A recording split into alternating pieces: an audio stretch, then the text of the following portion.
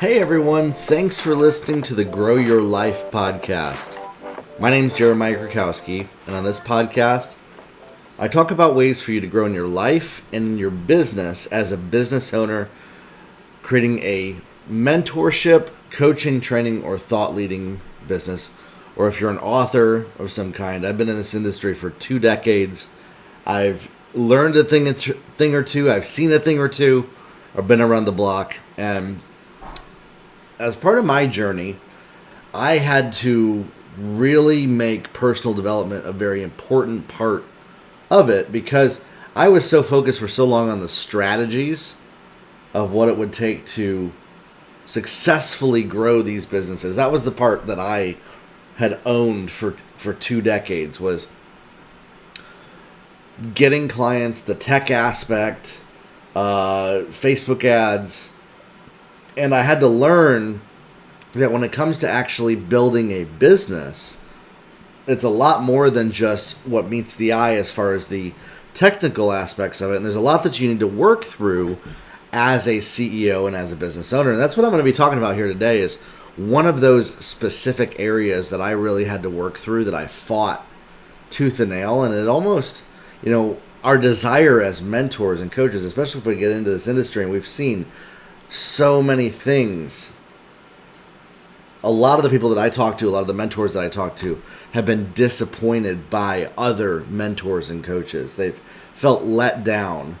Maybe you're listening to this right now and you've felt let down by a mentor or a coach, or you've heard of other people being let down by mentors and coaches. And so what this does is this creates this sort of noble desire to not let anybody down, to not disappoint anybody, to over-deliver on everything that you say you're going to do in your mentorship business. And I'll tell you this, again, that comes from a great place in our heart. That's a great desire. It's a nice desire. But I had to learn that in business and in life, I have to be okay with disappointing people. I have to be okay with people being upset. And that I can't make it my mission to manage, maintain, and control other people's emotions and feelings. Because what that'll lead us to is that'll lead us to not actually building our business. We're so focused and concerned on how other people feel all the time that we're not going to build our business. Because here's the thing. You could do everything perfect in your business and you're still going to disappoint somebody. Now, I'm not talking about you intentionally going out there defrauding people, committing crimes, doing terrible things, and then narcissistically or psychopathically being like, hey, it doesn't matter, I'm disappointing people. That's not what we're talking about at all. What I'm talking about is that in our pursuit of excellence, in operating and building in a spirit of excellence, and I'd say most people who listen to us, they resonate with the idea of excellence. Even in that pursuit, you're going to drop some balls. You're going to make mistakes. You're going to let some people down. You're going to disappoint some people. And that, I believe, that being okay with disappointing other people, not being perfect. Society tells us we have to be perfect. And I've never been a woman a day in my life, but I've been told that society puts a lot more pressure on women to be perfect. And I have a lot of women who follow me. And so I understand there's like another layer that I've never even experienced to that.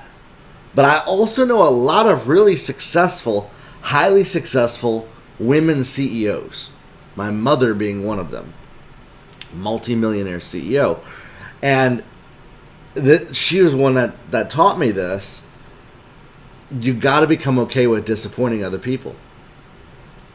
We can't let people pleasing and other people's approval of us be the driving factor in our behaviors in our business. We choose, see, what we want to do is we want to choose to do as best as we can as a choice. But there comes a level of what I've seen, a spirit of excellence that goes into perfectionism that then creates a scenario where things are very, very difficult to be able to actually manage and create the kind of results that we want, and particularly financial results. Because here's the thing, as you're in the process of building a business of some kind, you're going to disappoint other people. It's just an irrefutable law. Because, and you might say, no, I won't. It won't happen. It can't happen. I will never disappoint anybody in my business. Understand that might, again, I started in that place. And that's one of the biggest things that prevented me from making the kind of money that I make today in my business. Because I had made a commitment to never disappoint anybody.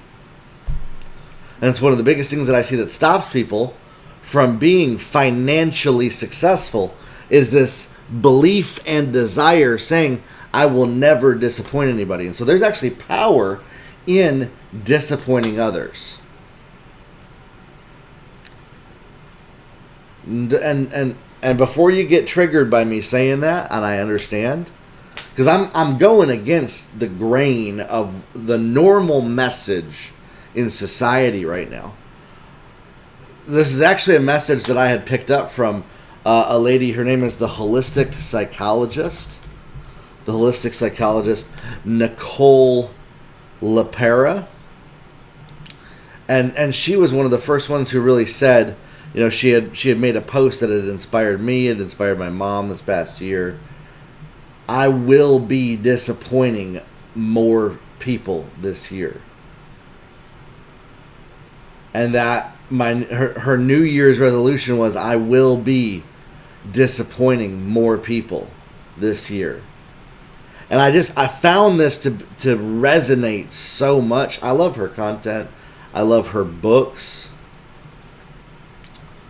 Particularly, you know, her first book, How to Do the Work, is incredible. It's what inspired me to actually work with a therapist, and I worked with a therapist for 2 years straight.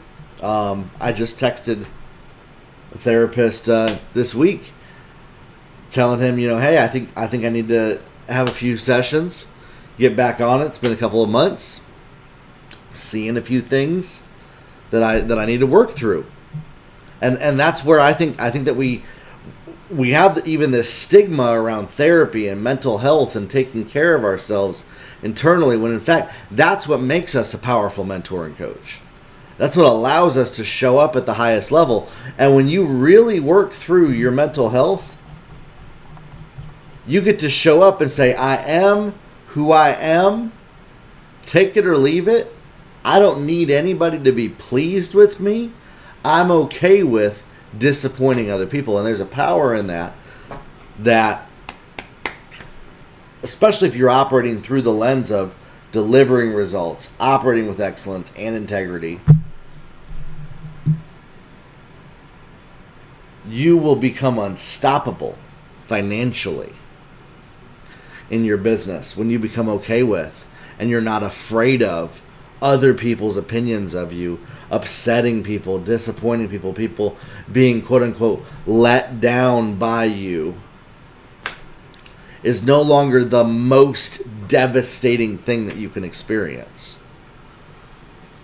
And I find that this is one of those areas that it stops mentors and coaches, that I hear it often, people say it often, I have such a fear of disappointing others. And so let's explore that a little bit. You know, the fear of disappointing others usually comes from a situation in our past where it was unsafe to disappoint somebody or a group of somebodies. Any corporate job is going to convince you to do this. A lot of spousal relationships, even. And this is an area where I'm so grateful my wife taught me and helped and support with me is like, you're gonna make mistakes. It's okay. You don't need to beat yourself up. Self-punishment. I was raised with this idea of self-loathing and self-punishment, and anytime you make a mistake, you basically berate yourself mentally and make yourself feel worthless until you feel the behavior, you feel like you felt crappy enough for the behavior to change. That's what I was trained to do. That's what my brain naturally does. It happened tonight before recording this podcast. Took me a few hours to recover to be able to record this podcast because I was in the situation. I literally, and it was funny, it happened, and I was like, literally, this is an example in the podcast. I had made a mistake in our house with a coffee maker, and we have a coffee maker that we clean. And if you don't clean it, you might end up with there was actually gnats that had some larvae in the coffee maker. Kind of nasty. It was just in the one section that was able to be cleaned, but it was gross because I had let it go. It was my responsibility to do, and I had let it go, and I knew that was a hot button for my wife, and it disappointed her, but it was actually, she had so much grace for me last night with it because she knew I had to record this podcast, and I was like, honey, this is a great example, but I had disappointed her. I had disappointed myself. But the difference is that it was like, you know what? Let's just do better next time. And that's what my wife had taught me, had helped me with, had worked through with me, and has encouraged me in, is that you can make mistakes. It's okay to make mistakes. It's okay to mess up. It's okay to make a mess. Just do better next time. No, we don't need to dwell in it. We don't need to sit in it. We don't need to bathe in it and wrap ourselves up in it. We just do better next time. And I know, again, this is a contrarian message to what you might hear in a lot of other parts of society. But what you're going to get from me anytime I talk with people, self-compassion. Not being super self-critical. Learning to love yourself, have compassion for the mistakes that you make, and not beating ourselves up or punishing ourselves when we make mistakes. And that being healthy behavior, to love ourselves through the process, the same way that I will with and that I do with my now 8-month-old son, is how I need to treat myself. And there comes a time where we need to even reparent ourselves in the area where our parents might have given us one example in our lives. I was talking with my father-in-law about this about a year ago. My parenting example and his were very similar. I've reparented myself. Not him as a father, but his mother towards him. Very similar to my mother in some areas that, him and I both would see are not a healthy way of parenting. But it helped shape the two of us in the way that we are today. And we both recognize that and the value in it. But the reparenting is what I think has helped me become so much more powerful, have so much more to offer, have so much that I've been able to create in my business is through that reparenting and being okay with disappointing other people, disappointing myself. Not that I seek out opportunities to disappoint myself or other people. My goodness, no. But it's just like we let go of that added pressure of I need to do everything perfect in our lives. And my wife and I, we've found that by doing that and I would say the most successful people, my mother and I talk about this all the time, her financial success came from letting go of needing everything to be perfect. She used to be so OCD, obsessive about the house being perfect growing up, and she looks back and she's like, I would never have been that way anymore. And so it's incredible that every financially successful person that I know has this revelation that we just got to let go of perfectionism. We got to let go of the crown of doing everything perfect, managing other people, having all the puzzle pieces perfectly balanced in our life, and realize that actually chaos is part of life, and that there's no perfect moment to do anything, that there's no perfect time to get started with anything, just like there's no perfect time to get into a relationship, there's no perfect time to invest in the stock market, there's no perfect time to invest in real estate. You might be hearing me saying that and saying, wait, Jeremiah, what are you talking about? Real estate and the stock market, there's perfect. No, there's not. And those are principles. My mom, she mentors people on investing. That's a principle of successful investing.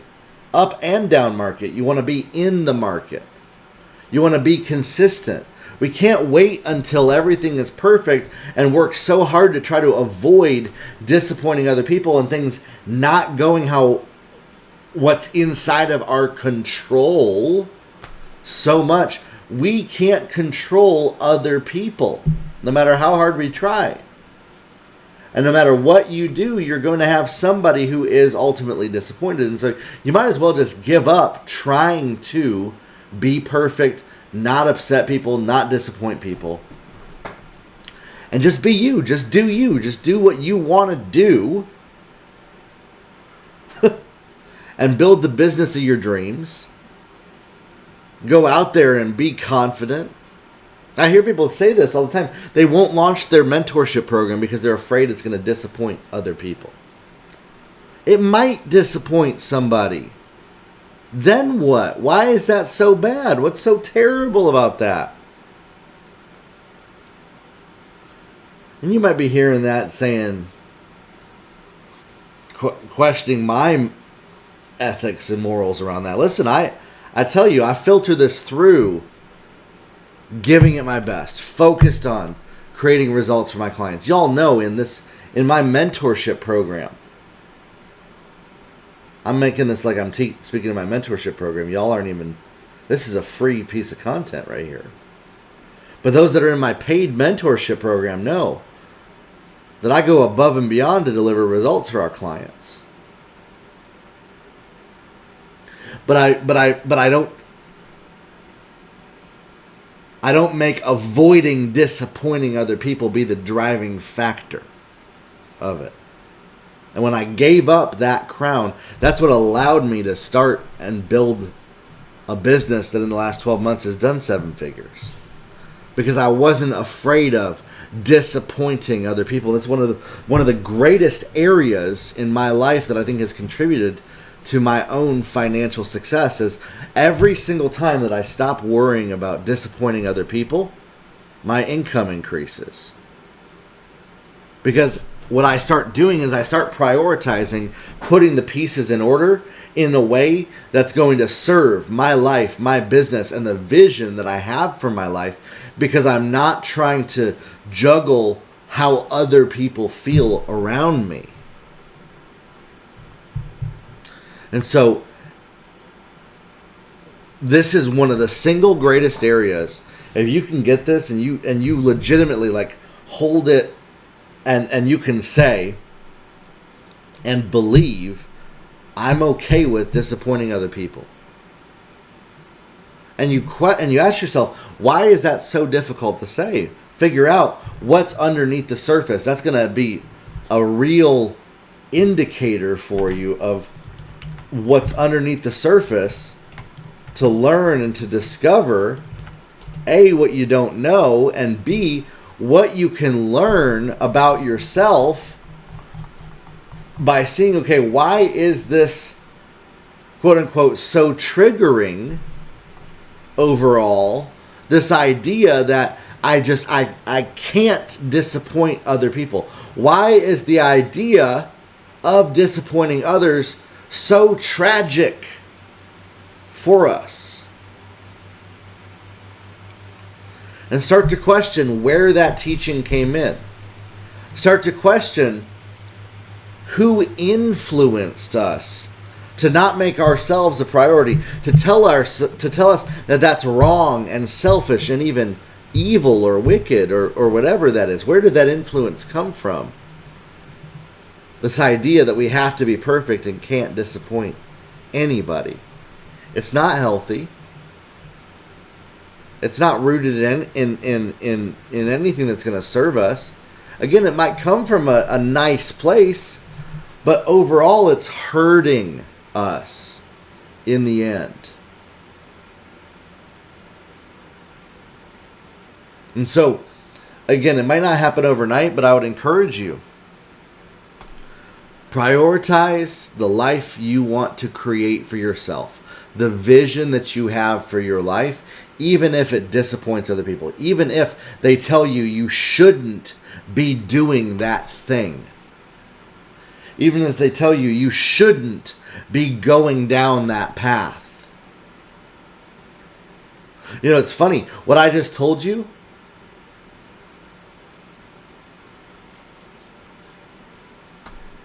as grown adults, is a very healthy thing. You know, if I told that to my 8-month-old or a 3-year-old, like, that doesn't make sense, right? He needs to listen to what we tell him to do. As adults, this is where we activate ourselves and we reparent ourselves, and we give ourselves permission to do what we couldn't do when we were younger, or what we couldn't do inside of a corporate job. And this is why, as a CEO in a business, see, that's the difference. In your own business, all responsibility falls on you, and so no matter what you do right, there's always going to be somebody who's disappointed. And some people use disappointment as a form of manipulation, by the way. Some people use that, I'm so disappointed, as a way to try to get their way and control and manipulate other people, because they know that people are so afraid of disappointing others. See, that's what it is. And that ends up happening. There's people I've met that are like that. Is they knew that I was afraid of disappointing people, so they used that to twist me, to control me, to do things I didn't want to do. And so if we're so worried about disappointing other people, and we are so afraid of making other people unhappy, we become easy to manipulate. We become easy targets of somebody who is a manipulator. And so you can see even the benefit of our own safety to not get manipulated into doing things. I used to get manipulated into doing things that I didn't want to do because I got around some really nasty people that took advantage of my wanting other people's approval and not disappointing others. And I look back to this day, it's actually one of the biggest, it's one of the reasons I went to jail. You know, I had a guy, he dared me, and I was afraid of disappointing him. And so I did the dare, and the dare was what got me put in jail. Because I was afraid of disappointing him. So you see how, like, this extrapolates out to, like, really unhealthy behavior at that point. Like, that's an extreme level, but that same thing stops us from building our business, stops us from asking for the sale because we want to be nice and kind and not upset people and all that. And it's like, at the point of when you're asking for the sale, people are ready to hear an offer. We can't let the fear of people being mad at us and disappointed in us stop us from being successful. And listen, the judgment that you might have on other people who have disappointed you, you might need to let that go. Well, I would never be the way that they are. I would never do the things that they would do. I was so disappointed and let down by them. I would never do the thing that they have done to me. And that's one of the worst mindsets that we can get into. is where we end up fully projecting and changing the behaviors of our life and our business through an unhealed wound of how somebody else had hurt us.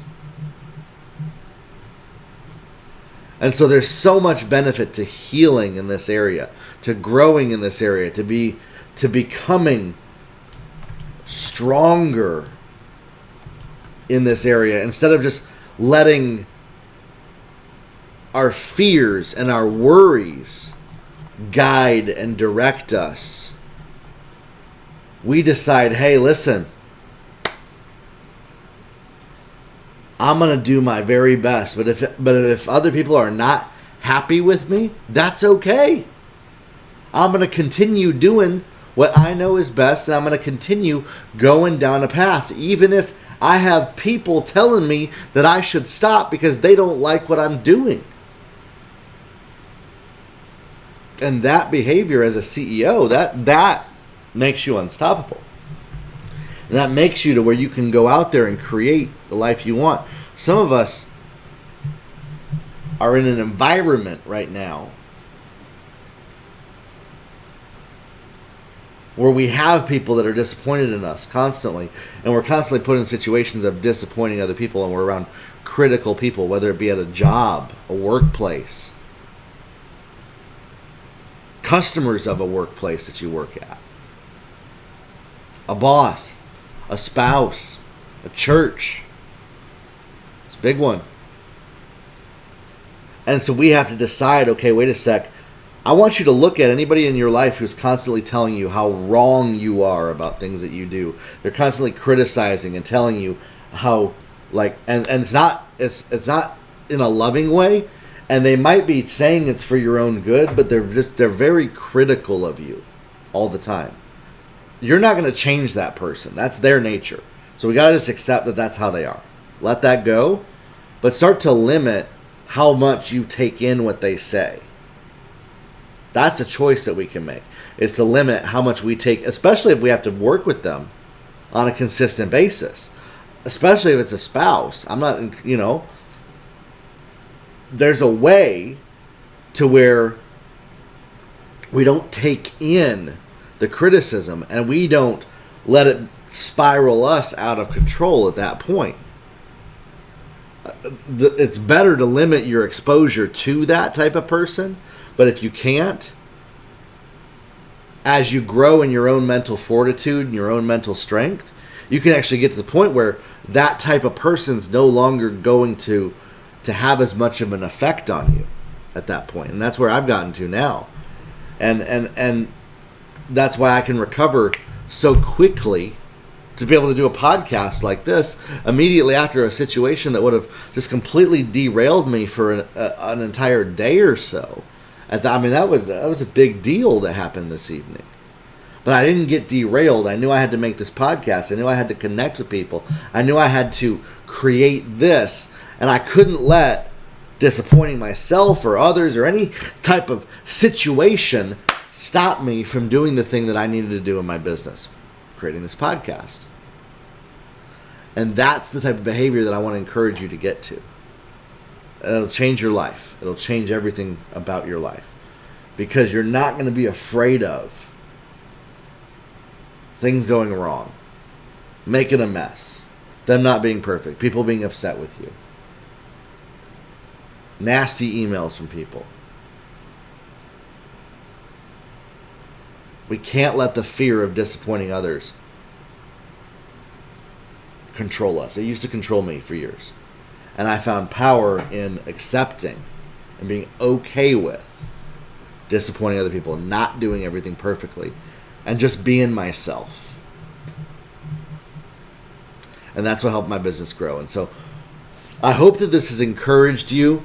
I hope that this has given you some food for thought, some ideas that you can learn from, share with other people. This might be a paradigm shift for you. You might need to re-listen to this podcast episode a few times to start to get it inside of you and to start to even process through some of those triggers. If you maybe felt triggered listening through this, processing through those as you listen again and again and again, well, actually then it could be a healing exercise for you by listening to this podcast episode. But listen, if this has helped you, don't just keep it to yourself. Share this podcast with somebody. Share this with somebody that you know that it's going to positively impact them.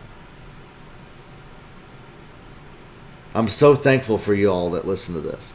And if you haven't joined us for one of our live training events that we're doing, we help mentors, trainers, coaches, and thought leaders grow their businesses, create massive amounts of impact and income in their life and in their business. And so that's the goal of this podcast. It's a free resource that I put out there because I know that free resources help people. It's my way of giving back. And it also helps me tell people about the different things that we have to offer. Join us for one of our free live events. If you're not in my Client Growth Accelerator group mentorship program where I'm helping mentors and coaches grow their businesses, get on the waiting list for it. Jump in when we open the doors next to it. Again, I don't know when that's going to be, but you'll be the first to know. And I'll talk soon, everybody. Grow your life. Have a good one.